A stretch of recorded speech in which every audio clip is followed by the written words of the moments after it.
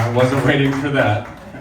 I have a special guest here, and then we'll get into our other special guest. Kevin Cole, I don't know if any of you listened to the show yesterday on KXP? Yeah.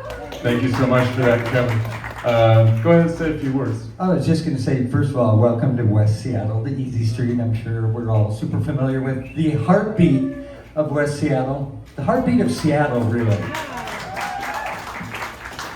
And Matt, thank you so much for all you do. And we're just so fortunate to have events like this. This is going to be remarkable. Simon was on the show yesterday. It was so much fun. And we are in for a special treat as we get to hear firsthand stories from Simon Raymonde, who's just had a remarkable life and a career in music, but so much more than that. So we're going to hear from Cocteau Twins through Bella Union and so much more, all moderated by Ann Lynn Williams. And we also have the book, of course. Those are selling out very quick, so try to get your copy. Simon will sign the last remaining few, and he does have a flight to catch at SeaTac here pretty soon, so he pre-signed some records as well. We have a special guest as a moderator. Anna Lynn, will you please come up? Let's hear it for Anna Lynn. Yeah, Anna.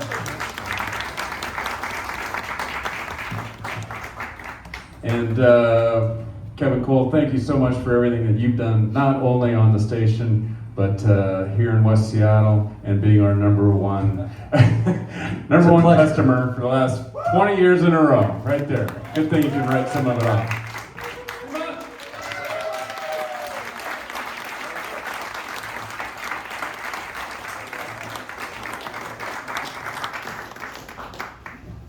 Hello, everybody.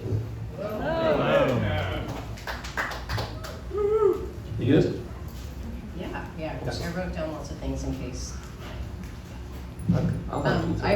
I met Simon a long time ago. Am I allowed to just say hey? One, I'm really excited to get to see you again. I haven't seen him for over 20 years. My old band almost was on Bella Union a long time ago, and there was complicated situations, so we didn't get to work together, and then a bunch of other things ended up happening, kind of standing in the way of us getting to collaborate. So I was wondering how you're going to deal with us. Oh, this very, very quickly. I was wondering if you're going to say anything in the book, but you only said bad things about other people. There's lots of interesting stuff in here. I loved reading this book, and I've written down some things to ask you, but I don't know if there's anything you wanted to say firsthand. No, not particularly, which is stupid because we're here for a book talk, but I'll answer anything you ask me, and of course, if anybody has any questions from the audience too, that's always a good way of, mixing it up a little bit. Yeah. Well, one of the first things I was going to ask you, just since now you are a writer as well as all the other things that you are, is just what do you like to read? Just as a little icebreaker question. I don't like to read music books that much, if I'm honest. There's a bit of a ring on this. Is that are you hearing it, or is it just There's me? some ring. Oh, maybe. How's that? Is that better? Can you all hear me? Okay. Yeah. Great. What do I like to read? Or are you too busy? Yeah, I'm too busy to read. I listen to audiobooks, to be honest, and I'm too busy listening to music to be reading too many books. But the last book I read that I loved was Linton Kwesi Johnson's poetry book. Big fan of his music. Well, that was another thing I was going to ask is just how did you make the time to write the book, and also what was sort of the first moment when you knew that you wanted to write one? Yeah, that's a good question. I certainly hadn't had any ambition to write a book at all, really up until I started doing it a couple of years back. A lot of people have been asking me, you've lived such an interesting life, you should write a book, blah, blah, blah. And I just never thought that it was really that interesting until I met up with Warren Ellis from Dirty Three and Nick Cave's band, who's worked with Bella Union since the very first days, one of the first bands we signed back in 1998. And he lived in Brighton for a long time, where I live. And I would meet up with him when he was in town. And he just released his own book, Nina Simone's Gum, which I'm sure a lot of you will have read and have probably bought in this very shop. And I'd read it and I just thought it was such a superb book, and I asked him about it when we were having a drink in town, and he kind of said what I'd been thinking about my own book, which was he had absolutely no interest in writing a book at all, and it was only this sort of event that happened when he went to the Nina Simone concert. And I don't know those of you that don't know the story, but Nina Simone came and played in London at the South Bank Centre, and Warren and Nick both went to the show, and at the end of the concert, when all the crew were unpacking at the end of the day, he'd noticed that Nina had taken her gum out of her mouth when she walked up on stage and stuck it under the bottom of the piano. And he sort of was fixated by this during the show. And when all the crew started unpacking at the end of the day, he kind of he ran down the front of the gig, and he sort of leapt up onto the stage and just sort of went and stole the chewing gum from under the piano. And, you know, it's a really fun, sort of sweet story, but it became, between Nick and Warren, it became this, almost like a totem for all the kind of amazing things that happen in life. And I just love the way he told the story, and I thought, you know, he never really wanted to write a book either, but then he just sort of realized that there were lots of moments that could be very interesting to put down on paper. So I thought maybe I should have a go and see what happens. And it sort of took a little while, a few false starts. I wasn't sure what a book was, how long it would, how many words and all that kind of thing. I had no clue, because I've never done it before. But a literary agent got in touch with me and said, if you ever were planning on doing a memoir, I'd be very interested to help you get a publishing deal. So I thought, well, that's a good start. So I sent him a bunch of stuff, which he was very complimentary about. And after a while, I sent him what I thought was the finished book. And he wrote back to say, I've just finished reading it, and it's great. And so that's the first 3 chapters, but when are you going to send the rest? And I was like, oh shit. I'd basically written less than a third of the book, and I thought I'd finished it. So at that point I thought, okay, I've really got to knuckle down, and I sort of had remembered that writers tell you when they're describing how they do their books that you have to actually sit down and write consistently every single day for a certain period of time. Be very disciplined. And that's not something I'd ever really considered doing because of all the different jobs that I do in my life. But I realized that if I was actually going to do the book properly and well, I needed to do that, you know, knuckle down, and that's what I did. I basically wrote every day for about 6 months, from 8 a.m. till about 2 or 3 p.m. and didn't really stop to kind of edit it or read it back. I just wrote it, you know, and then only at the end did I start going through. And then once I had a publisher on board, obviously he helped me a little bit with where things should go. And when I actually submitted the final book, it was 100. I'd gone from 30,000, which was way not enough, to writing 130,000 words, which was way too much. So he said, this is too much. You have to lose a third of the book.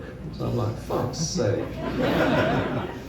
So that was a bit of a blow, because then obviously he had to tell me which bits he thought I should leave out, which was a bit of a struggle for me. But there you go. He knew better than me. So the title of the book and where it begins is talking about, and it's not a major part of the book, but it's probably a major part of your life.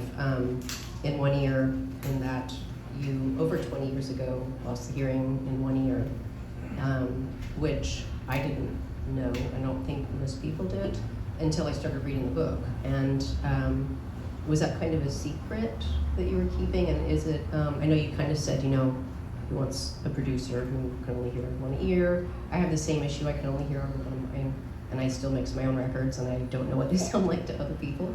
But I was just kind of curious about how much it's actually affected you. Obviously, your taste in music is not affected by that, and it's impeccable. And you don't play as much on stage as you used to, I'm assuming, but I'm just kind of curious about it. It's fascinating to me. And when you kind of started being vocal about it. Yeah, no, I definitely did keep it a secret for many years. I didn't tell anyone, no, not even my closest friends. My kids knew, my wife knew, and my mum knew, and my brother knew. But I don't know, I suppose it's a vanity thing. I just thought my credibility, whatever that is, as a musician or as a producer, would probably be greatly diminished if people, realized I could only hear with one ear. So what it is, it's like a brain tumor. Benign one, thankfully, but it's never coming back. And even if I had it operated on, they take the tumor out. But unfortunately, in many cases, the things that you lose on top of your hearing, I don't know. I was quite freaked out about all that stuff. Possibly losing the sensation in your face or your right side, your hands, your legs. And as he was telling me this, I was like, whoa, no. I don't like the sound of that at all. Drilling a big hole in the side of your head is just not something I was really imagining I was going to have to deal with at that age. But listen, we all have to deal with these things in life. As everybody gets an illness at some point that can be quite debilitating. And I think because I am a stubborn person that doesn't really like to give up, I didn't ever think it would derail me. Really, it didn't. It affected my hearing, and it is annoying sometimes, 100%. You have to sit there for me to be able to hear you. And if I'm walking down the street with my wife and she's on this side, I literally don't even know she's speaking to me. So it is inconvenient, but I wouldn't say it's like, it's a disability, but it's not one that I feel is particularly worth, getting too upset about. Yeah. It's just an inconvenience to me, and I don't think my ability to judge music or to mix music or to produce music is affected. I mean, you could tell me different, but that's what I feel. And I've always tried to be confident about that stuff and not let it affect me. Yeah. And I thought the book was a good way to just, stop being such a baby about it, tell everyone, and then maybe some other people will feel inspired to to not feel bad about having a similar illness, because these things are quite common. Yeah. They really are quite common. I mean, I may have had that tumor in my brain for all my life. For all I know, it could have been there forever, because it's the most slow growing thing you can imagine. It's hardly grown at all in 20 years. I have it scanned every year, and I will probably carry on doing that until something bad happens. Touch wood, it doesn't. Yeah, it's kind of cool. Just like, just let it be there.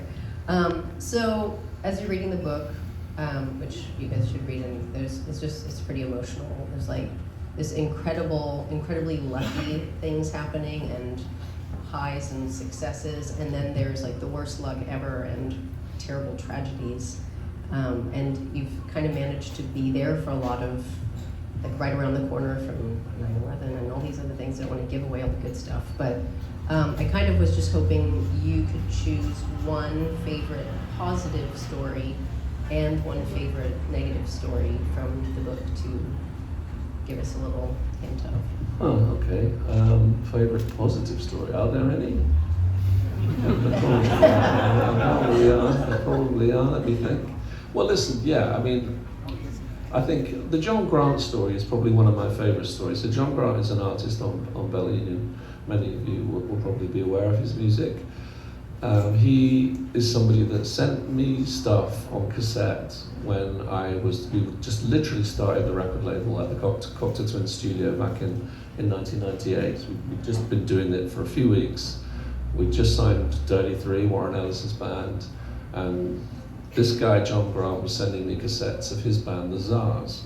And I would listen to the cassettes and, I mean, there was something there for sure, enough for me to write back and say, I'm not crazy about it, but your voice is really cool, and definitely keep writing, and maybe send me some more stuff next month or whatever. And he persisted, he never gave up. He was a big Cocteau's fan, that's why he wrote to us in the first place. And to cut a long story short, after about a year of sending me stuff, which was very slowly getting better, I said, you know what, your voice is really great and your songs are kind of cool. Why don't you bring the band over to London? and I'll pay for you to come over, and we'll put you in the studio, and I'll make a record with you. And you could, because we had this gorgeous recording studio, which was owned by Pete Townsend, or the building was, from the Who. And we just lucked out in the 90s. When we made Heaven Las Vegas, we rented this building off Pete, and we had the most incredible time making our music there from 1990 through to when we broke up. And that's where we started the record label, in this same building. So I was able to offer this beautiful space and this beautiful studio to a lot of the early Bell Union bands, John Grant and the Czars being one of them. So John came over with his band. I could sense that he didn't really like his band that much, which is not uncommon. You know, a lot of bands don't really like the other members in the band. You know, that's not unusual. But there was definitely a bit of a tension there. But he was always the one that would sort of carry it through because his songwriting and his voice was so strong. So he made 2 more albums. I made one out with him in Denver, which was a lot of fun, and then he made one more album called Goodbye, which I think was his not very subtle message to the rest of the band. And then after that, he disbanded the group. And then it was like, okay, so what happens to John Grant? And he sort of went missing a little bit from my life. I didn't hear from him for a long time. And then I heard from some friends of ours in another band on Bell Union called Midlake, from Denton, Texas, that he wasn't doing so well, that John was in a hospital in New York with, you know, he'd been on suicide watch, you know, he'd been having terrible trouble with drugs and alcohol. And I was so shocked and upset about it, but because the Czars and Midlake had played together at a concert, a Bell Union showcase somewhere, they kind of made friends, and they heard that he wasn't doing so well. So out of the beauty in their hearts, they offered him to come down to Denton, where they were living, where they had a recording studio, and offered him, why don't you come down and record with us? You know, just get out of New York, get out of there, and just, you should be singing, you shouldn't be ill, you need to get better and we can help you get better, kind of thing. It was such a generous thing to do, because they were in the middle of a very successful part of their career as well. They'd just done The Trials of Anarchy Panther, one of the greatest albums that we ever released, making their new album, The Courage of Others, also a really beautiful, cold, dark record, but nevertheless wonderful. So to offer this thing whilst they're right in the middle of doing their own thing was so generous. And that record was The Queen of Denmark, which was John's first solo album, which really was the thing that catapulted, certainly him in Europe. I know he's maybe not as well known here. He's actually playing at the Wilton in San Francisco tomorrow, so I get to see him when I go there tomorrow. You know, his career has just really taken off in Europe. And that is such a beautiful story, because it's not really anything to do with me, other than just when you build this community, even not building it intentionally, you're just sort of signing bands, and then you put on showcases and they become friends, and then they meet each other, and then they hear about each other and they care about each other. These things happen. And I love that part of it, connecting people, you know, not necessarily meaningfully, but it becomes meaningful.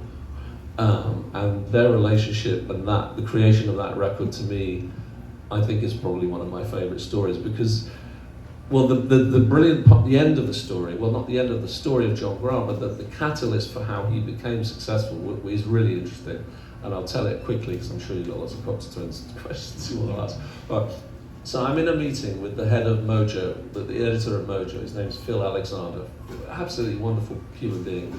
And back in the days when we had an office, we don't have, since COVID we haven't had one, but we had an office, and he would come to the office and listen through to the new releases and say, what have you got coming up? He'd come to my office to listen to the new Midlake album, The Courage of Others, which I just mentioned there. And I'd just had it finished, I'd had it delivered and mastered, and Phil's coming over to have a listen to see if maybe it would be something he'd like to do a feature on in Mojo. Mojo was still at this point a hugely important and successful monthly music magazine in the UK. So he listens through, he's really loving it, saying lovely things, and then he looks at his watch and he's like, okay mate, I've got to shoot off to another meeting. Well, thanks so much for playing it to me, I'll be in touch about a feature and stuff. And then he sort of walks away to leave, and he actually goes out into the road, when I suddenly remembered that the band had sent me some mixes of the record they were making in Devon with John Grant, The Queen of Denmark. So I thought, I've got to get him back. I've got to play him something from that record. It's too good an opportunity not to. So I pull him back in, and he sort of reluctantly comes back in. I said, can I just play you one or two more quickly? Just real quickly. And he was like, oh, yeah, all right, then, come on. So I'm sitting back down in the room, and I play him 2 songs from Queen of Denmark. One track called TC and Honey Bear, and the other song, which I think was the title track.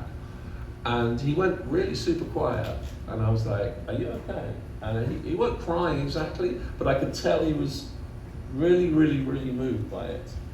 And he said, shit, that was really one of the best things I've heard in a long, long, long time. Okay, I've got to go, but I want to do a little Q&A with John.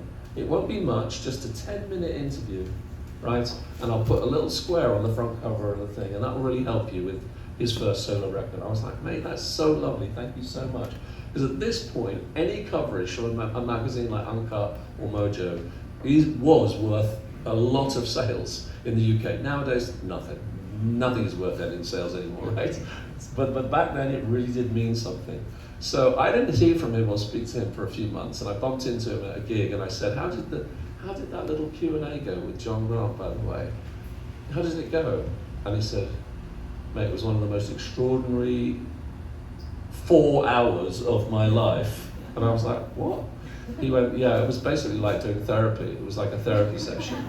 He said, I stopped taking note, or I had a voice recorder thing, and I turned it off after 30 minutes because I was never going to be able to transcribe all the stuff that he told me. It was so brutal and so honest and so incredible. So I'm like, I'm really sorry. He went, no, I mean this in a great way. It was an amazing conversation. And time passed, the album got delivered, and Mojo made this debut album by John Grant, Album of the Month in Mojo. Now, these days you'd be like, okay, well, so what? But back then, that was like winning the lottery, I can't tell you, because they would do a full page illustration of the artist on one page, and then a full massive review of the record on the other page. It was like winning the Bulls, it really was. So that's what got John Grant's career, and I'm not taking any credit for it, by the way. It's all down to Phil Alexander coming back into the office, listening to the thing. But it just shows you the margins between, if I'd have just let him go, I'm not saying John's career would never have taken off. I'm absolutely sure it would have. But the fine line between, you know, something working and something not working was just because I pulled him back in from going off to that meeting, just because I really, really, really wanted him to hear it, because I care. So that's a really lovely story. One you wanted, what, a miserable story? Well, there's loads of those. Geez, I mean, I got kidnapped in Mexico City. That's a cool story, but it's almost like there's no point me telling it because it will spoil it when you read it. So let's just move on. Okay. Well, yeah. As you were talking, I was realizing probably at least people really want to hear you talk about Cocteau Twins, Yes, which is everybody sort of the does, first don't they? stage. There's also really cool stuff about Simon's dad in here too, who is also a musician, and there's lots of great connections there. But we got to touch on Cocteau Twins. I mean, you were so young when you joined that band, and it seems like kind of instantly was propelling as soon as like Treasure came out. And I mean, Oh yeah, it's all down to me, clearly. Well, yeah, that's what Treasure to me is like where I got all hooked in on you guys. And I don't know, what do you want to, you guys had a studio, and, I don't know, there's lots of great, there was all these cool little things I have in here, but they're kind of things I want to know as a musician, but I don't know if there's just like things that you want to... Start there and we can tangent off. One of the things is he says that they would go into the studio with no songs, which I'd never heard of before, so I think that's fantastic. That you say later, still you go in the studio with no songs, which makes sense for a bass player maybe, because you're like, you know, you're not going to just sit there and jam in your house, especially if you live in a tiny apartment in London or something.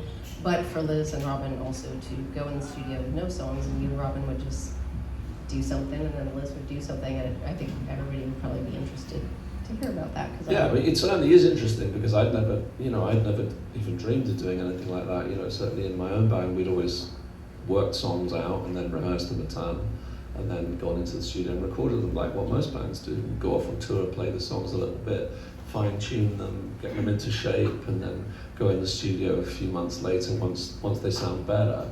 So when I joined the band, well, the first thing I did was go up to Scotland to do the Pearly Dewdrops EP. So that was a short sort of four tracks or three or four tracks.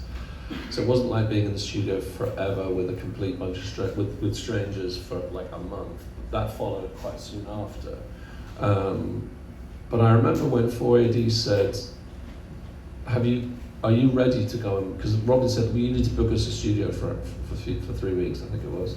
And they said, oh, so you've got the songs. So Robin was like, yeah, got the songs. The whole thing, got all the songs ready. And I was like, have we? I don't think we have. We haven't been in a studio together or a rehearsal room. So he was like, it'll be fine, we'll just wing it. And that was really his kind of approach to the band, was just wing it. In every way, and I think I was obviously anxious initially going into the studio with nothing, because I thought it was a bit of a gamble, because we only had 3 weeks, to come out with a finished record at the end. But as I say, as you said there, I still use that method now, because I actually think it's brilliant. I mean, it is hit and miss, okay, right? You're going to go in some days and the stuff you come out with is going to be garbage, right? But our trick was never to get to the point where, you had a garbage song. You just delete it before it became real garbage. So, you go in, we start at drum beat, that would be the very first thing, because this is pre-mobile phones, this is pre-computers, really. I mean, there's drum machines, but at this point they're quite sort of basic. So we go in and record a drum beat for like 3.5 minutes. If you look at most of our records, they're all pretty much 10 songs. That's just standard, because that's the number we thought, well, there's no point releasing more than that because people will be bored. 5 on each side, that seems sensible. And most songs of ours are 3 minutes 30, 34, and it certainly wasn't deliberate, but the way you had to record in those days was, we had the 2-inch tape machine, and you would set the drum machine going, but there would be like a time code, SIMT time code they called it, that would sort of help your drum machine stay in time, and you could sync all the tracks up. And so we would be listening to this drum machine just with the beats for 3 minutes, and then we just look at each other and go, oh, that's about enough of that, right? Because it's boring after a while, so you just press stop, and then it always just seemed to be at 3 minutes 30. I think the natural body, your natural clock for being bored is 3 minutes 30. Just in case any of you are wondering. Your attention span, maybe that's why kids have such a small attention span. Anyway, so that's what we would do. We'd start the drum beat, and then he'd plug in a guitar, I would plug in a bass, and we would just literally just mess about, and using the technology, using pedals, using outboard gear as the source for the inspiration to make the tune. Because if you just plug a guitar into a desk or into an amp, it just sounds a bit boring. You're not going to come up with anything fun or different. But if you plug it into a pedal and it just inspires you, because the sound is really beautiful or dirty or whatever, and that's what helps us create the music, not the songs came out of nowhere. So, I mean, they did come out of nowhere, and I think that's what annoyed journalists when we would say, I don't know, they just come out of nowhere. And they were like, no, that's not possible, they can't come out of nowhere. And we were like, they did. I think we were just a bit of an anomaly, really, and I think that's a really beautiful thing. And I encourage bands, they're always like, whether do you think our songs are good enough? I mean, just go in there and wing it. It's super fun, getting up in the morning and not being sure what you're going to do and come up with by the end of the night. It's exciting. People should take more of a risk with it. And these days, just press undo if you don't like it. Right. So was this all before, I mean, there's no kinds of plugins or any possibilities? Oh yeah, this is way before that. And yeah. You guys would kind of just said, make your instruments sound like whatever instruments you wanted them to sound like too. It just has so much creativity. It's really cool to read this part of the book. Yeah, it's a real treat to be able to see all the little secrets, and he kind of goes almost through each song. And I love with this Mortal Coil as well, and the whole process there. One of the things, I wanted to read a tiny little thing that you have here, because I thought it was funny and sad, and I think all musicians can identify with it, and maybe all creatives. when you were talking about when you went into This Mortal Coil, sounds like you didn't get paid for that at all. And No, but Simon wrote a lot of those songs and went in to do all these albums that are awesome. If you guys are Cocteau fans, you're probably fans of that too. You said no one talked about money because it felt wrong and a bit sordid. The inference back then was always that if you asked or spoke about money, then your heart wasn't really in it, and that you were gifted a teapot. it was. I did break the teapot in my last move, which was a shame. It was a beautiful teapot that Ivo gave me. He did give me some cups as well. It wasn't just a teapot. But I did see Ivo the other day at a Vegas party. It was the first time I'd had a conversation with him in many, many years, and it was so lovely to see him. And I think what writing a book does is you can carry around some resentments about things that happened in your life that you're a bit like, that wasn't a cool way to treat people or whatever. And you can carry it around, but after a while you just like, he didn't do anything willfully, do you know what I mean? Our contract was shit because all contracts were shit back then. Yeah. Our music is signed to, our music is owned by 4AD and Beggars forever. And for a lot of the last, 40 years, I've sort of found that really annoying, because I just think that's unfair. But they do pay you on time, they did make an investment in the band, and that's just how it is. What am I gonna do? Just like be miserable about it all my life? I'm just gonna make sure that when I run my own label, that I would never own anyone's music for that long. I just own it for a short period of time because I just feel happier about that. That doesn't make them a bunch of crooks. It just means that they were just, that was the kind of deals that were normal at the time. So it was nice to see Ivo and kind of just talk to him like a normal bloke rather than a guy that ripped us off. He's a really, really tremendous person, and what amazing taste. He influenced me in so many more ways than just, through 4AD, took us to see movies, took us to see Tarkovsky. I talk about that in the book. I was like 21 years old and went to see 3 Tarkovsky films in one night. I mean, I honestly didn't know what was going on in the films. I found them, but I absolutely love Tarkovsky now, and I mean, I'm so influenced by it. The visuals are just absolutely stunning, and they were. Even then, I was so amazed by it, but it was so heavy and different, than going to see Back to the Future. It was so alien to me. So he influenced me in a lot of ways. He introduced me to artists like Big Star, Tim Buckley that I'd never heard before. So I have an awful lot to be thankful for, an awful lot. I also wanted to ask you, I know that there's been, I don't know how, because I'm not a TikTok person, but I know there's been a huge Cocteau sort of resurgence that's been happening on TikTok somehow, and that you guys are more popular than you ever have been. And I mean, you can tell when you go to your pages and things, and then I typed you guys in on TikTok, and tons of stuff comes up, like, especially with Heaven or Las Vegas, the song, just like, everybody's just like, this is what it's like to listen to Cocteau Twins and doing their impressions. I'm wondering if is this cool to you? Is this horrible to you? I mean, because I'm curious horrible. as to... It's not horrible because I make money out of it.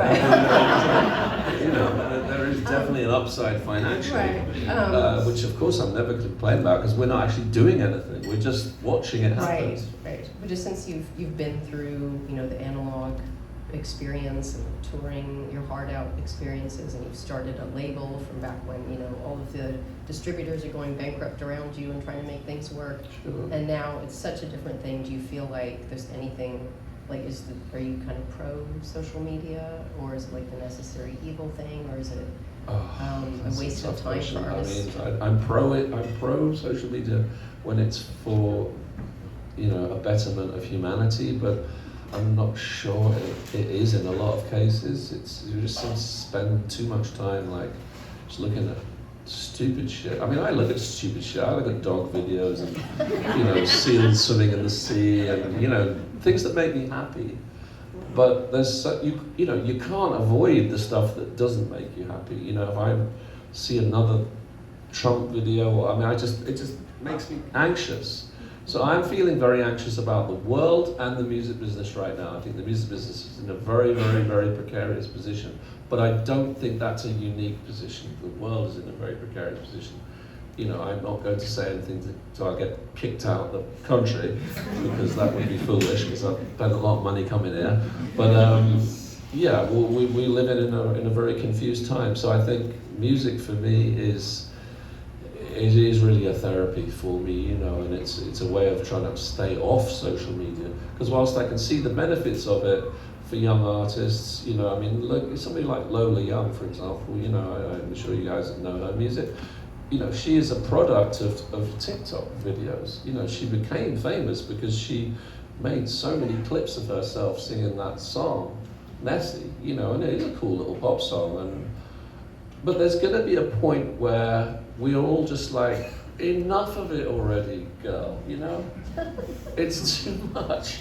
It's just too much. And I am definitely feeling that right now. I just find everyone annoying because I'm seeing too much of it all at the same time. So I feel like just throwing my phone in the sea, really. I just get rid of it, but I can't, you know, because I run a label. I've got to tell you about all the cool records that are coming out. So I'm in this very weird position of hating social media as a human being, but please buy my belly in and stuff. You know, it's a really hard balance to get right. So ask me again in a year and I'll tell you what I did. Should we open it to Yeah. questions? I don't know what the time is. Who's got the time? I can ask some more about open the 10 till 7. 10 to 7. Okay, that's cool. Do you want me to ask some more? Or do you want them? Well, has anyone got any questions? Because, like, you know, sometimes people ask interesting things. Then usually no one puts their hand up to start with, because everyone's like, I'm shy. And then one does, and then everyone does. So, yeah, go ahead. I know you're a big fan of Edith Jazz. Yes. I'm wondering if you tracked those fellas down, and if so, because I know that you were trying to get a hold of Dave and Ellen. Yeah. And would it be possible for Belly Union to like get those Lee Scratch Perry recordings? Oh, well, yeah, great question. For those of you that didn't hear, it's about the band Diff Juz, D-I-F-J-U-Z, who released several records on 4AD back in the early 80s. We're a band that we took on tour with us, an instrumental band, which was quite unusual back in the day, and definitely one of the greatest bunch of people we ever worked with. They helped us build our first ever studio, because they were all builders, plasterers, salt of the earth people. And I started a band recently with Richie Thomas from Diff Juz, who's the drummer. Incredible drummer. He actually was offered the job of joining Public Image when he was 15, in the first iteration of Public Image, but he couldn't do it because he didn't have a passport, and their first show was in Paris. So there you go. Useless fact of information. But Diff Juz, no, I can't release Diff Juz stuff because it's all owned by 4AD in perpetuity, you see. So even though the Lee Perry tracks have never been released, actually I've got a cassette of it somewhere in a box, somewhere in a storage unit. They are good, and there has been talk about mixing them and releasing them, but you know, these things are always much harder than you think, because you know, Robin was in the studio with the band. He's got to okay it. Lee Perry's estate would have to okay it. Ivo would have to okay it, and Ivo hated those tracks. So it seems like you should, after all this time, you should just go, yeah, let's just get it out there. But there's always a little spanner in the works somewhere with these kind of things, which make it a little harder.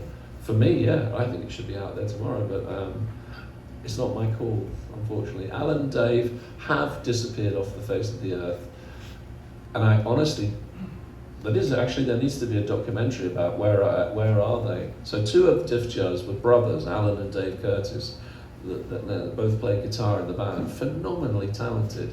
But after the band sort of finished making records on 4AD, they just disappeared. That none of them are on social media. There's no Facebook page for any of them. There's nothing.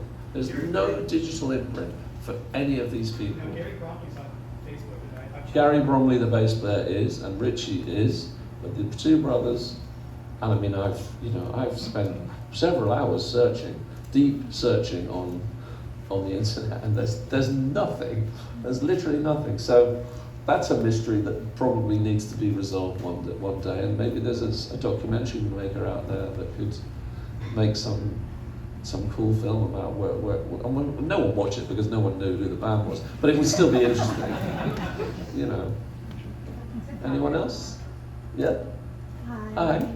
Not to go back to the state of the world, but I am a sculptor, and I've been thinking a lot about the neo-surrealist movement.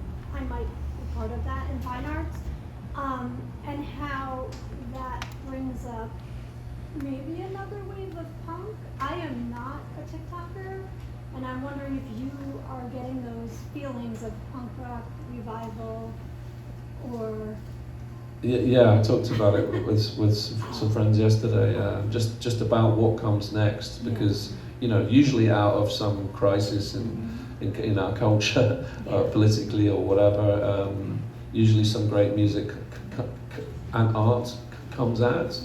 I'm hoping that happens. I mean, I don't know whether it would be punk rock or just something completely different. I hope it's just something completely different, because all we seem to do is just every 20 years go around and just come back with something that sounds like it did 20 years ago, you know. And shoegaze is the thing at the moment, and probably next year it'll be, you know, jungle or so. I don't even know. It'll be something.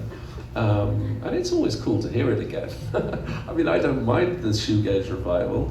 You can't really call it a revival because it was never famous first time round, but a resurgence of interest for sure. I like it, you know, I think it's a cool sound. But I think that you can have too much of a good thing. And I think I'm almost at saturation point with it. But yeah, I hope there's an explosion. I hope it's a revolution. That's what I really hope for, because the way our governments have been doing their business for the last 100 or so years is categorically pathetic. It doesn't benefit anybody except the rich. And, you know, we all know it, but we just keep voting these fucking idiots in. Don't get me started, Let's stick to music, Yes, sir? Is there anything in the book about your dad? Yes, so, yes, there's a lot about my dad in there. And it was always it was difficult for me to know where to put it, because obviously he came before me, so I did think about starting the book with that, but then the publisher was like, no, because all the Cocteau Twins fans will not want to read about some old git that they don't know, which was absolutely fair point. So it took a little while to work out where in the book it should come, but I was very lucky that when my mum died, she left me a box of cassettes that she'd recorded him talking about his life. So basically his life story in audio tapes. So Raymond was his stage name and Pomerantz was his birth name? His birth name was Pomerantz, yes, and he changed his name to Raymonde Raymonde. My mum calls us Raymonde. I've always struggled with Raymonde because it sounds a bit posh, doesn't it? You know, and I'm supposed to be street, aren't I? So Raymond just sounds a bit better for me. My brother, we both prefer Raymond, but my mum was definitely, Raymonde, because she had affectations of, you know, being higher in her station. But what was the question again? I've completely lost track. Oh, I swear, because I'm a big fan of his, because it was Dusty Springfield Origins. Yes. Oh, well, listen, maybe the guys in the shop will have them, but I put out 2 beautiful compilation albums of his work called Ivor Raymonde Odyssey, The Sound of Ivor Raymonde Volume 1, and The Sound of Ivor Raymonde Volume 2, Paradise. And they had both double albums with beautiful booklets with descriptions of all songs. A load of stuff that you won't have ever heard before, stuff that I'd never heard before. I spent years and years and years researching it. And then when I actually went onto Discogs and bought all the original copies of the 7-inch, some acetates in some cases, you know, and I built up this crazy collection of mint copies of my dad's work, and then I thought, wouldn't it be cool to put this shit out? And I've got my own record label. Fuck, what am I doing? So that's what I did, and a lot of it is about that in the book too, so I hope you'll enjoy it. All the stuff he did with Joe Meek as well, which is a phenomenal. Yes, sir? What was the Cocteau Twins' relationship with music videos? That's a great question. What was the Cocteau Twins' relation with music videos like? Did y'all hate or What's that? did you enjoy making No, hated it. Absolutely hated it. I mean, we were staring at our shoes, my friend. That's what we were doing. I just think we just always felt a bit uncomfortable, because there were so many people better looking and in better shape than us. And I just think we just weren't really into that glorification of, the vanity thing of what we look like and what we said. We were just more into being left alone to make the music. And I know that's, it can sound a bit pretentious, but that's what we were like. We just liked videos that were a bit like The Sleeves, a bit gauzy and a bit sort of out of focus, where you couldn't really see anything and you didn't really know what was going on. That's the kind of things we preferred. Just something that was abstract, because then you didn't have to talk about it, that's just what we were like, just not very articulate people at that time. Now, well, look at me. Yes. Did you know what Liz was singing? Oh, well, that's a great question, and that's probably a whole nother podcast in itself. What is Liz Fraser singing? I mean, there's loads of stuff on TikTok about that, no doubt. Yeah, of course. I mean, a lot of the time, she would have her lyrics on a music stand, and I'd be a liar if I didn't say I sneak in and have a look when she was in the toilet. Of course I did. And honestly, 90% of it is all completely understandable words. But Liz had a very unusual way of singing across notes and the meter. So where you might sing a word like responsible over several notes, she might make it last 10 minutes, right? Because she was just interested in the word and the fluidity of it. She wasn't really thinking about whether it meant anything to you or whether you understood it in a kind of traditional sense. She was interested in the look of the word, the sound of the word, and in many cases that was the inspiration, not really like, I'm going to write a song about how deeply in love I am with you. That maybe, or how much I hate you. That came later. And there's plenty of examples. And I think the two records that we made at the end, once we'd left 4AD and deserted the independent label, which annoyed a lot of our fans, understandably so, I suppose. But at that point, she had gone through an enormous change in her personal life, gone through a lot of drama with Robin, and as a consequence, a period of therapy and self-learning and what we all do, right? At some point, you can't just wear blinkers in your entire life about what's going on in your life, and I think at some point, like we all do, we needed a bit of help. Because we weren't talking about anything to each other. We were just making music together. We never talked about problems. We never was like, how are you? Are you okay? No, nothing. We're just complete idiots. So self-help really kind of not self-help, but proper therapy help gave us at least some tools on how to actually have a conversation with each other and with our partners and make slightly more success of our personal lives. And I think at that point, she was desperate to get it out, talk about all this pain and hurt that she had. So Fort Calendar Cafe for me is the first part in that big change for her lyrically, for Beth. And I urge you to listen to it, those of you that just sort of dismissed it a little bit as, that was when they were on a major label and they sounded quite commercial and blah blah. Well, just have a listen to some of those lyrics because they're the least commercial sounding things we ever recorded. They're some of the most brutal lyrics of her career. And for me, it's some of the best stuff. So maybe when we're all dead and gone, people will appreciate that record a bit more. Perhaps. That hasn't happened on TikTok yet, that one. And actually it's See Swallow Me from The Moon and the Melodies, which is the big TikTok song. And I have to say, today is the 39th birthday of The Moon and the Melodies. Yep, there you go. Rest in peace, Harold Budd, the great Harold Budd. Yes, absolutely. There's so many people dead. I was just going to ask you about The Moon and the Melodies because of the anniversary. Can you share any memories of working with Harold Budd? Oh yeah, well, what a man. There's the story of the Harold Budd record, The Moon and the Melodies, is interesting because it came out of nowhere. So 4AD were approached by Channel 4, which was like a BBC, a UK TV channel, right? So they were going to make some documentaries about putting people from different genres of music together in the studio, filming it, and seeing what came out at the other end. And it was quite ambitious. Ivo came to us and said, how about doing something with Harold Budd? And we were like, never heard of him. So, you know, he sent over, I think he sent over The Pearl and you know, a few of his early records. We were all like, oh, you know, actually kind of cool. You know, it sounds a little bit like the piano we already do, you know, on our records. Maybe it would work. And so they set it up. Harold booked to fly, or somebody paid for him to come fly over. We had this little studio in North London that we'd built with the kids from Diff Jazz. Tiny little studio, but it was our own. It was the first time we'd ever had our own studio, so it was really beautiful. It was a very special thing where we recorded Blue Bell. And he came over, we met him, and on the flight on the way over, I think the TV company called up for AD and said, oh yeah, sorry, the TV show's not happening, the production company's gone bust or something. So we were like, oh, well, let's just hang out with Harold anyway.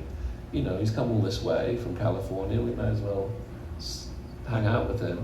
And that's what we did, and he came to the studio and we just sort of, should we just do something? You know, in the jam, improvisational way we'd always been doing things before. You go and play the piano, we'll just record it a bit, and then you go and have a beer and we'll play some other stuff on top of it. It was just super laid back. Was a very, very chilled out person. You know, like loved a beer, loved to fart, loved to just do all this sort of, you know, he was just a really just lovely, regular guy. Couldn't find a nicer person to spend 2 weeks with. And then we did this record. We didn't even think it was a record, to be honest. So I think was there only 3 songs on there with vocals? I think 3 or 4 maybe. But the ones that are, I mean, See Swallow Me, you know, it's good enough to be on any Cocteau records in my view. But you know, so we had a beautiful time doing it. 4AD said, yeah, let's put it out. We won't call it Cocteau's record. We'll just call it All Your Names Together. And that's what happened. It came out. We don't really think that much about it. We went back to our lives. And they pressed one pressing of it, I think. 2,000 copies, I think, back in 1985. And then in 2024, something started happening on TikTok with See Swallow Me.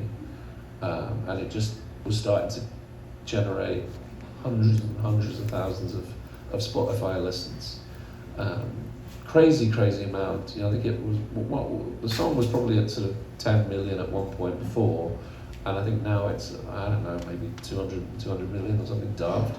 And that's all because of TikTok, because it was just being shared by, you know, young girls, basically. Our demographic, the people that love Cocteau right now, if you go on, when you have a band, obviously, those of you in bands will know, you have this thing called Spotify for Artists, which gives you a sort of really in-depth look at analytics of where your fans are, what tracks they like, what age they are, what gender they are. It's kind of crazy. So it's interesting to look at for young bands when they're coming up and go, you know, oh, we're doing really well in Los Angeles or California or Cardiff or wherever it is.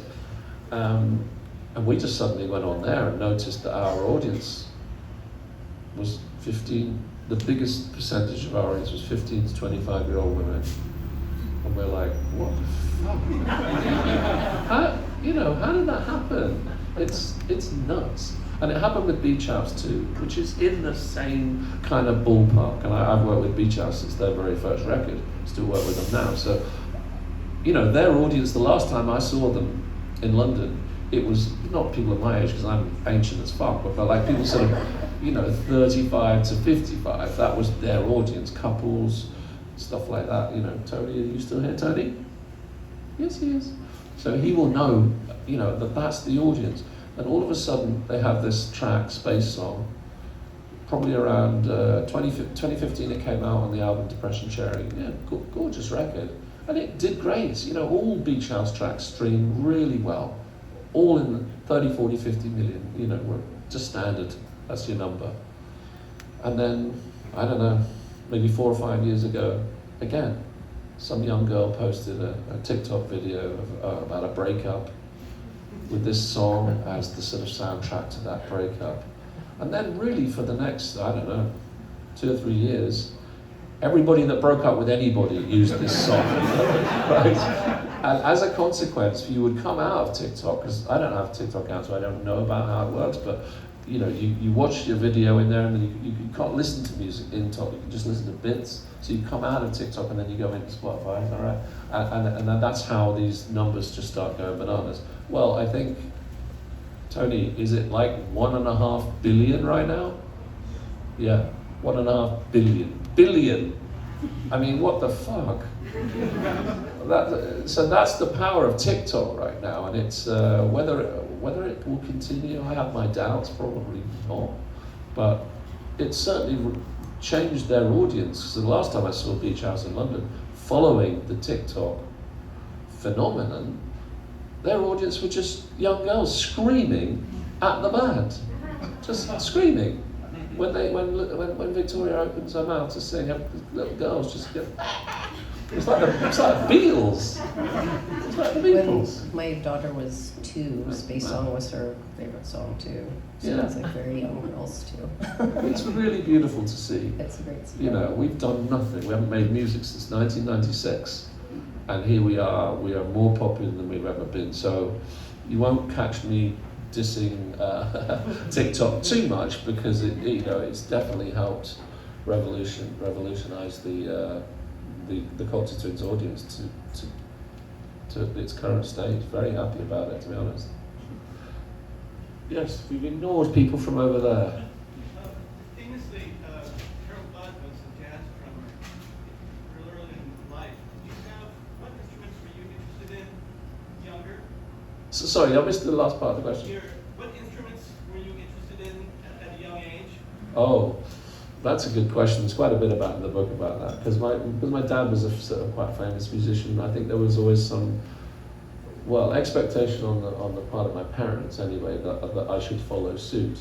So I'm sure you had it here probably when some of you were younger at school. You sort of had to bring an instrument home from school and practice it a little bit and then go back to school and say, yes, I want to play this. So I came home with a violin. I had no interest in being a violinist at all, but I didn't know what else to bring. So I brought the violin, and I had to sort of stand in front of my parents and play some scales. And I could just see the look on my dad's face. Torture for the poor man. So I went back to school the next day and just said, no, I can't do the violin. No, I got the story completely wrong. I started off with the oboe. What the fuck are they giving me an oboe for? Have you ever played an oboe? It's got straw. It's a tiny little straw that a 6-year-old is supposed to blow into. The straw hasn't even got a hole. It's hardly got a hole in it. It's like you're trying to push air into nothing. And I just made this god-awful sound, and as I said, my parents just looked so horrified. So I went to school, came back next day with a violin, which I figured, well, I'm probably going to make a horrible noise with it, but not quite as horrible as that. So I ended up learning the violin, and got up to quite a decent standard on it, But then punk rock happened, you see, and I changed the 4-string this way to the 4-string this way. And I just got a bass, and joined a band and threw the violin in the river, and that was the end of that. And my parents were, of course, horrified, and never forgave me. But I think they got over it in the end. So, yeah. Yes? So I'm a bassist in like a band, right? And we're like teenagers. It's really hard to keep a band together. Yeah. How did you do it for like so long? Like that? I really don't know. Honestly, we should have broke up. Like Liz and Robin were the couple in the band, and they broke up in 1992, 3, something like that, and it was quite a painful breakup, because they were super in love, and things happened, and they broke up, and I thought, well, that would be the end of the band then, because they're the 2 main protagonists in the band, so surely we can't continue. But 6 months later, we're traveling around America on a bus together, and I'm like, it was quite crazy that we did it, and it shows how much, looking back on it now, I can see why, actually, because the band was so fucking important to us, and everything else wasn't. And I suppose they even sacrificed their own personal happiness just to keep the band going. And you could look at it as madness, or you could look at it as a blessing, really. Maybe they weren't the best records in our history, but they certainly were important ones. So listen, I think you're right. Playing in a band right now has never been more difficult, because there's but I would say to all the bands that I work with, I work with a lot of young bands, and that's really my main interest, is developing young bands, is don't get dragged into the kind of the money thing, like worrying about how little money there is, because money should never be a reason not to do music. I don't think I've ever thought about it until, you know, in my 30s, when I was like, wow, we get so little. But, you know, because that's when you need money, when you're sort of trying to develop a relationship with someone, or move into a flat with a girl or a boy or whatever, you need a bit of money then. But when you're 15, 16, 17 years, you don't need any money. You just get by, you steal it, or you sell something or whatever, that's what kids do, right? So don't think about the money side, the success side, don't think about that either. How am I going to be successful? Don't think about it, it's not important. Only thing that's important is to have fun with your friends and do something you think is cool and worthwhile. It may become all those things, but I don't think it'll become those things if you want it too much. I think, you've got to have passion, first and foremost. But I think because the state of the industry is so shit, and there's so little money out there, clubs are struggling, promoters are struggling, booking agents are struggling, everybody's struggling, so why struggle? Why not just do something because you love it and you're having fun doing it? Because if you're not, you should stop doing it immediately. That's my view on it. It's probably a bit old-fashioned, but there you go. Yes, sir. I've always been fascinated with the way the records are made. And so hearing about how you improvise so many just amazing tracks, something that I wonder is, you lay down the drums and then you start playing over that.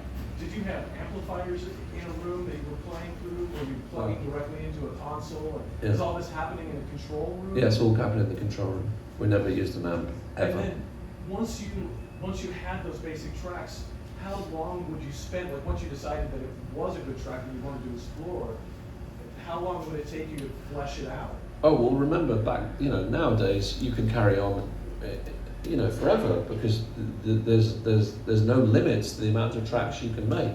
I mean, with Bluebell Knoll, we only had 16 tracks. Tape machine, we only had 16 track tape machine. So yes, you could bounce a few tracks onto, you could probably get away with, recording 18 tracks, maybe. But, nowadays, even in posh studios, back in the day, 48 track studios, you'd put all the drums on tracks of 1 to 10, bass drum, hi-hat, snare, tom 1, tom 2, you'd have a mic on every single drum.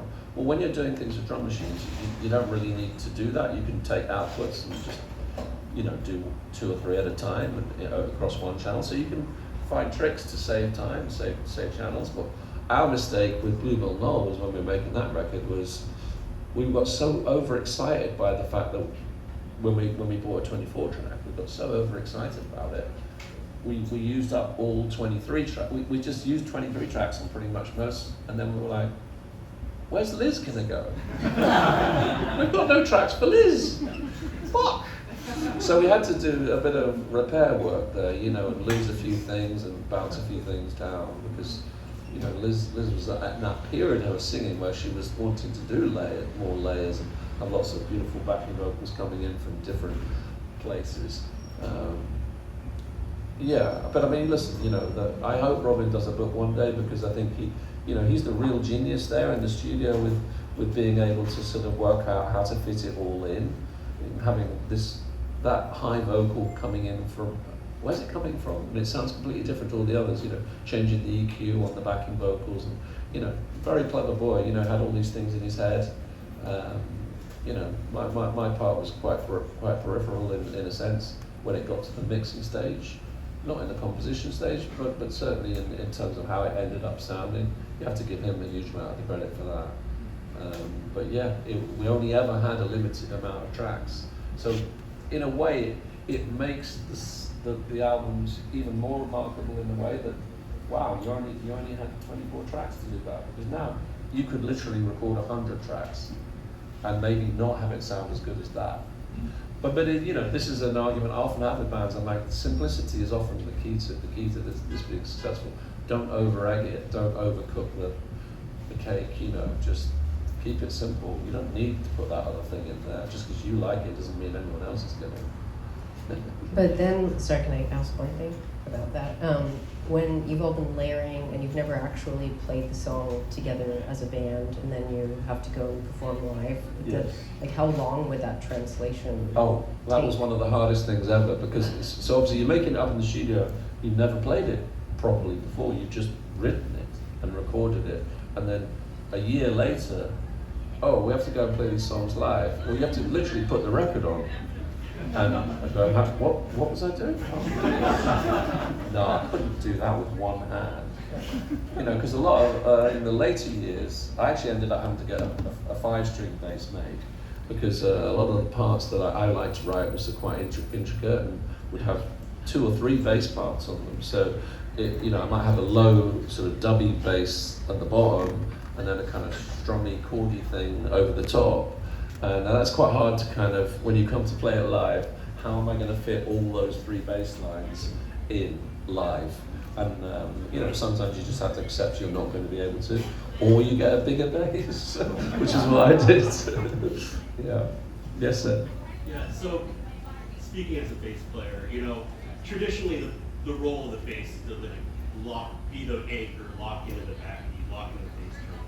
But hearing like the Cocteau Twins and like a lot of the Euro bands, like guys like you and guys like Cookie, you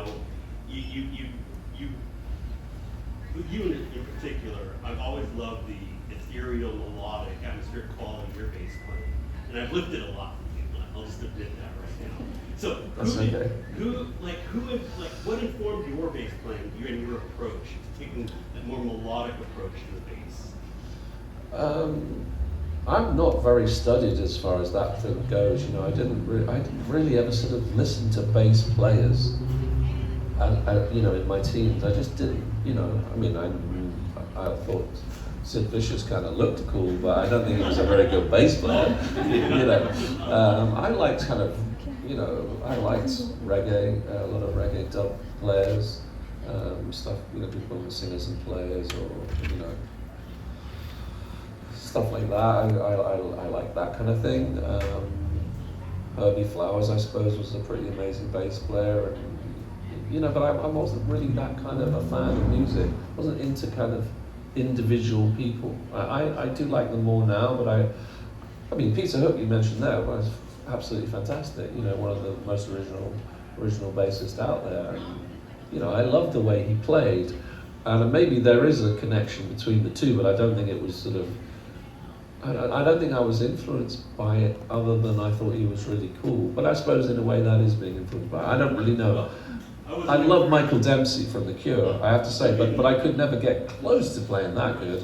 He was so intricate, and the guy, Johnny Cambiato from Elvis Costello's band, The Attraction, holy shit, that guy's bass parts are unbelievable, but I could never even think about coming up with something like that. So I just stuck with what I knew, which was just my stupid chord thing, and I just kind of I perfected that rather than worried about sounding like someone else, I love your dog. She's actually a pan dog, so. Oh, she's so cute. Miss my dog. Yes, sir. What do you look for when you're signing new bands, and what's up and coming you want to share with us? Great question. Yeah, I mean, I think I'm always looking for the kind of what the fuck is that feeling. I have to feel like I've not heard it before. Don't really want to just sign another band that sounds like one I've already signed. So I'm always looking to sort of feel the wow thing. And I mean, whether other people feel it or not, I can't really comment, because I can't go on what I think other people will like. And I never once signed a band because I thought they would be successful, because I literally haven't a clue. I just sign bands that really connect with me on a personal, spiritual, physical level, because that's how I enjoy music, right? I can't do it. I can't pick a hit out at all. If you play me all the songs on the record and say which ones should be on the radio, I could not tell you, because I don't have that kind of ear. I just know what I like, and I will help the bands put the track listing together. I really enjoy doing that. I love doing that because I listen to it like a movie. I try and listen to the record like a movie, you know, so you want it to sort of start the story and then have a twist and then drop here and then come up here and then end in a certain way. You know, so I think that's a fun part of the job. But yeah, I'm just going to see bands like 3 or 4 times a week, 4 or 5 times a week if I can. Just go to small clubs with 50 people in them, trying to discover and listen to what people are doing now, because that's what gets me up in the morning, really. That's the truth, yeah. And what's new? What's coming? Oh, what's coming? Well, yeah, so I was on Kevin's show on KXP yesterday, and then he played this brilliant track by the Wave Pictures, brand new album coming early next year. But that's a superb record. We work with this really cool kind of, I suppose you'd call them a shoegaze band, although that seems a bit pejorative. They're not a lot more than that. They're called Deary. I don't know if you guys know that band. Me and my wife manage them, and we also release them on Berlin, and I think they're going to be a really big band for us. Plantoid, that's an amazing band. They're like quite prog rock. Honestly, I haven't got time to go through everything. You haven't got time. You've got to eat your dinner. I've got to catch a plane. Yes. How much did you collaborate with Bono? How much did we collaborate with them? What kind of input did you put into that? Well, you know, that's an interesting question, because I think sort of people assume, you know, maybe that we did more with more than we actually ended up doing, because he did a lot of the early stuff, right? So he did the Treasure album, certainly from when I joined, and the Pearly Dewdrops EP, all the EPs, Aching In, He Loves Easy Tears, Echoes in the Shallow Bay, Tiny Dynamite, all of that stuff. So he was very influential, and I love his work. But there definitely was a bit of friction there when you know, some of the album sleeves he would come up with didn't quite gel with the bands. So ultimately we didn't end up working with him for Blue Mall and for Heaven Las Vegas and for the albums after that, which is a shame, but certainly didn't affect our relationship with him. You know, I've worked with him on a lot of Belly Union artists. I worked with him on my own Snowbird album. I worked with him on I Break Horses records. You know, what an absolutely phenomenal artist, and I think his work was so influential. You know, in the same way that Peter Saviles was with Factory. I think Vaughan Oliver gave 4AD a signature art design that they previously didn't have, and I think also what he did, you noticed when you went into a bookshop in the early 90s, that a lot of books took their design cover ideas from Vaughan Oliver's work, in the way that sort of scripts it, or I don't know what you call it, cursive is it, or sort of scripted, the handwriting kind of thing, that was never on books in the 70s and 80s, and then since 4AD's designs, I think it definitely influenced that. So yeah, amazing person and much missed. Yes? So you have a favorite Cocteau Twins bass line that you would enjoy playing, and also would you sign my record? Sure, I might sign the record. Oh, no, oh, okay. I like a bold person. What's your name? David. David. Thank you. Favorite bass line, David? My gosh, writing and thinking at the same time. Not very good at multitasking. What do you enjoy playing live? Oh my God. I love playing Bluebell Knoll, the title track. I love playing Pur, P-U-R, which is the final track on Four Color Cafe. Yeah, and there's some I love playing that we never played live, like Primitive Heart, Kafkin Smack. Now there's a great track. I don't think we ever played that live, I don't think. That's a beautiful bass line to play because it's kind of 4 bass lines, and I just love hogging the limelight, you know what I mean? Any song where there's more of me on it, I'm just all for that, you know? No, I'm just kidding. Oh, we can still go in, okay, come on. This isn't really a question, but I was wondering if you could speak a little bit about Fruit Fox. Yes, there's a big part of the book about Fruit Foxes, which is the final track on Hell Las Vegas, and it was a difficult song to write. I wrote it the day after my dad died, so I did not grieve his death very well, really at all. I just sort of was numbed and in a state of shock, really, I suppose, because no one was expecting him to die. He was only 60. And I came back into the studio and I was just sat at the piano, just staring out the window, it was pouring with rain. And I just started playing this thing, and I was really enjoying playing this thing. And suddenly noticed that there was someone in the room, and Robert was kind of hovering behind me, and I was like, oh, and I stopped playing immediately, and I was like, okay, anyway, shall we go make tea? He said, no, carry on playing, that is so beautiful. You carry on playing that, work it out properly, and I'll come back and record it in a minute. And I'm like, okay. So that's kind of how it came about. I carried on doing it, finished the piano part, he recorded the piano part. A couple of hours later, I came back in the room and he'd put these beautiful, shimmery Robin Guthrie guitars all over it. And then came in the following morning and Liz had done all the vocals. And it just made me cry, you know, and I actually couldn't listen to that song for, I don't know, maybe 20 odd years. Just couldn't listen to it.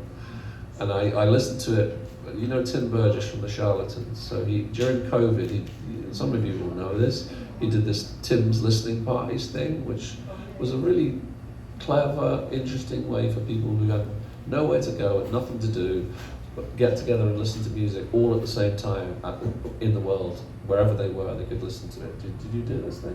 It was really cool. So wherever you were, you'd put the record on at exactly the same time, or the CD, or the Spotify stream, or whatever it was, and we'd all listen to it together, but obviously in our own spaces, not with anyone else. And the artist would tweet about each song as it came on. So he warned me in advance and said, you'll need to prepare. You need to listen through to the record because it goes so quick. By the time you're telling the story about track 1, the record's finished. It happens so fast. So I said, okay, I'll listen through to the record. So I listened through the record, and I hadn't listened to it in years, and I just sort of found myself like inadvertently just crying my eyes out at certain moments because it just brought back all these memories of the record. And then when Fruit Foxes came on, I was like, oh God, here we go.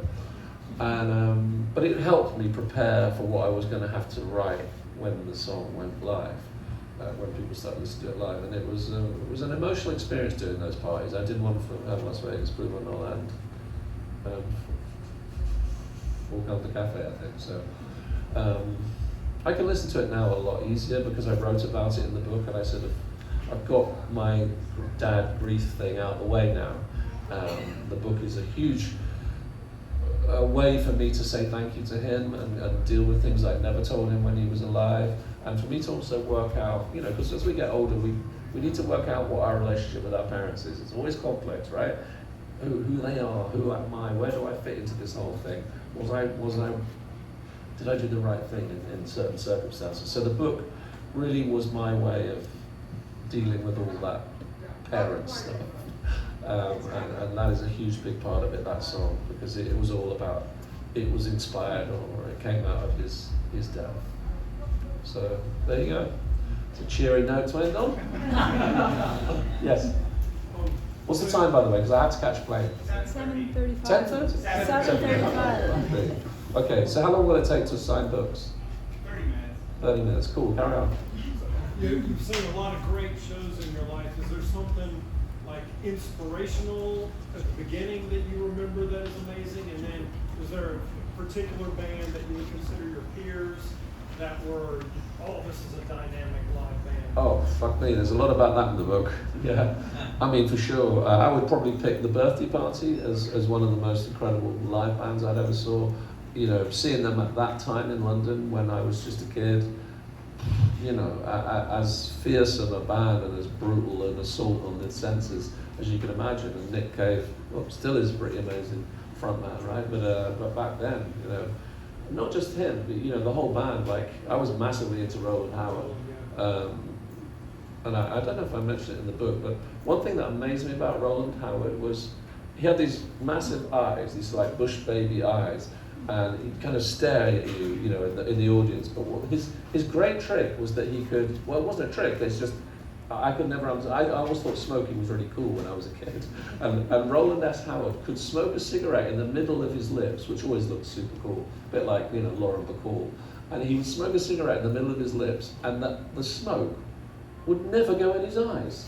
If I did it, I'd be like choking and like my eyes would be like itching. And he did it without blinking. And I just thought, my God, that guy is the coolest man alive. So I love Roland S. Howard. Bertie Party were a phenomenal live band. Joy Division were a phenomenal live band. I was lucky enough to see them 3 or 4 times.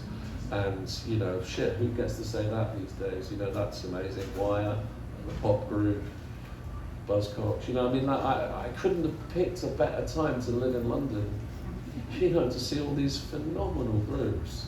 And I never take it for granted. I mean, I'm so lucky, and I appreciate that, because a lot of those bands are bands you will all have known, but probably never got a chance to see them so much in their heyday. And I just happened to be in London right at that moment in time, in a history, in culture, where it made such an impact on my life and my friends' lives, to the point that I've written a book all about it. So, you know, great question, thank you. So I probably, one more and then we should probably do the signing. I'm just going to ask, from a touring aspect, what did you enjoy the most about Coming touring home. as a band? Yeah, I didn't like touring at all. What cities what that you cities? toured across the world were like some of the hidden gems to you? Oh, South America was pretty incredible. We didn't get to go there until very late on, but we did Brazil and Argentina, and that was phenomenal.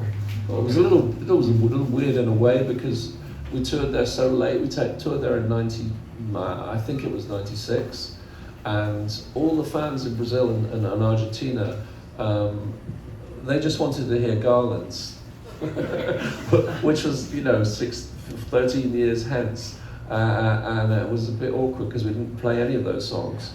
So they were a bit disappointed that we sounded like this, because they were getting the records very, very, very late, much later than anyone else, because they didn't have access to them, I guess. But beautiful people and incredible countries to tour in. I never got to go to Australia, never got to go to Mexico really, well, apart from the Mexico City thing, which you can read about. Cities in America that I liked. Seattle. Seattle's my favourite. It is. Actually, that New Orleans, I love New Orleans, because it's just such a weird place. What's that? Not Las Vegas. Oh, well, no, not Las Vegas. That's a great story. No, it's a good story. That's a good chapter in the book. I mean, you know, it's a good story. I like that story. Yeah, I should have told that one. But listen, thank you all. Thank you, Anna-Lynn, and thank you all for